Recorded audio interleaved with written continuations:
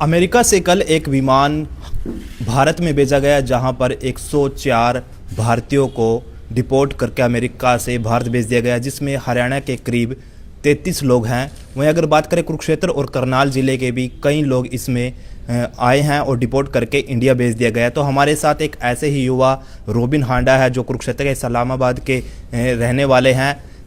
इन्होंने 45 लाख रुपए लगा के यह अमेरिका गए थे, सपने संजोए थे कि वहाँ जाकर कुछ न कुछ रोजगार करूँगा और अपने परिवार का पालन पोषण कर सकूँगा। इनके पास 1 एकड़ ज़मीन थी, वही इन्होंने बेची और काफ़ी उम्मीद थी कि अमेरिका में जाके मैं अपने परिवार की हालत सुधारूंगा, लेकिन इनको यहाँ पर वापस भेज दिया गया। तो इनसे बातचीत करते हैं कि कैसे गए थे और कैसे अब कैसे दिखते हैं। रोबिन जी, क्या कहेंगे, कितने दिन पहले गए थे, कैसे गए थे, कितने पैसे लगाए थे?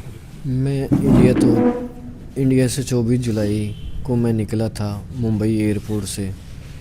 तो मुझे एजेंट ने 1 महीने का बोला था, भी 1 महीने में मैं अमेरिका में पहुंच जाऊंगा, पर वो 1 महीने से 7 महीने हो गया। 7 महीने में जब हम वहाँ पे पहुँचे बॉर्डर के पास, हम 22 जनवरी को पहुँचे। जैसे मैंने बॉर्डर क्रॉस किया, लीगली प्रोसेस से मैंने सरेंडर किया। वहाँ पे आर्मी जो बॉर्डर पेट्रोलिंग है वो मुझे वहाँ से ले गई और उन्होंने वहाँ पे 12 दिन मुझे रखा। 12 दिन के बाद उन्होंने मुझे कोई वहाँ पे लीगली एक्शन या मेरी सुनवाई नहीं की। हमारे साथ जो भी लोग थे उन्हें और मुझे बिना बयान लिए, बिना वहाँ पे लीगली प्रोसेस किए, ना कोई लॉयर करने दिया, उन्होंने सीधा इंडिया भेज दिया। और रात के अंधेरे में ये सब काम हुआ। मैं रात के अंधेरे में एक बस में बिठाया जाता है, हाथों में जंजीरें लगाई जाती हैं, हथकड़ियाँ लगाई जाती हैं, पैरों में लगाई जाती हैं, लेडीज़ पे भी लगाई गई, बच्चों पे भी लगाई गई हैं। उसके बाद लगाई गई, उसके बाद हमें रात के अंधेरे में एक बस में बिठा के ले जाते हैं और सामने हम देखते हैं भी एक US एयरफोर्स का विमान खड़ा, उसमें बिठा देते हैं। ज़बरदस्ती बिठाकर हमारे साथ ऐसे ट्रीट किया जाता है जैसे हम क्रिमिनल हैं, हमने कोई क्राइम किया है। तो कितने पैसे आप लोगों ने लगाए और क्या बेच कर आप बाहर गए थे? देखिए, हमने जो अब हमारे पास ज़मीन थी वो बेच कर ही हमने ये पैसे लगाए थे। तो आपके पिताजी ने बताया करीब 45 लाख रुपये आपके ऊपर खर्च हुआ था। हाँ जी, इतना ही पैसा, लगभग इतना पैसा ही मेरे ऊपर लग चुका था। तो अभी एजेंट से बात हुई है जिसके द्वारा आपको भेजा गया था?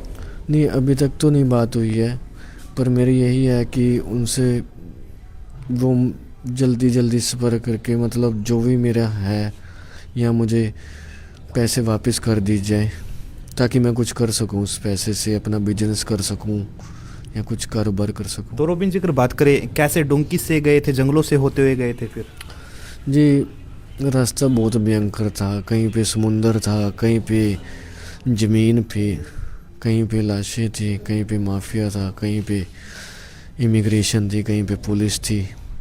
पुलिस वालों ने भी पैसे खो लिए, ये माफिया ने भी लिए, सब ने लिए। तो आपको टॉर्चर भी काफ़ी किया गया है डोंकरों के द्वारा। अगर बात करें, बिजली का करंट तक आपको लगाया गया? डोंकर नहीं थे, वो माफिया थे। माफिया के लोगों को पैसे चाहिए, वो पैसे के लिए जैसे आते जाते किसी को भी लगा दिया, घर से पैसे डलवाओ, यहाँ हमें पैसे चाहिए, पैसे दो, तब छोड़ेंगे, नहीं तो मार डालेंगे, ऐसा करेंगे, वैसा करेंगे, धमकी देते रहते थे आते जाते। देखिए, ये अकेले रोबिन की कहानी नहीं है, ये हरियाणा के 33 उन लोगों की कहानी है जिनको डिपोर्ट करके भारत भेज दिया गया है। और सभी की कहानी इसी प्रकार से है। लोग अपने घर ज़मीन बेचकर सपने सजोने के लिए बाहर गए थे, लेकिन उनको नहीं पता था कि उनके साथ इस प्रकार का काम हो जाएगा। तो कहीं ना कहीं परिवार भी काफ़ी सदमे में है, रिश्तेदारों का तांता लगा हुआ है। लेकिन कहीं ना कहीं अब सरकार को भी इस पर आगे आना चाहिए ताकि जिन एजेंटों के जरिए इनको बाहर भेजा गया था उनसे इनके पैसे वापस आ सके। ईटीवी भारत के लिए कुरुक्षेत्र से मुनीश टूरन।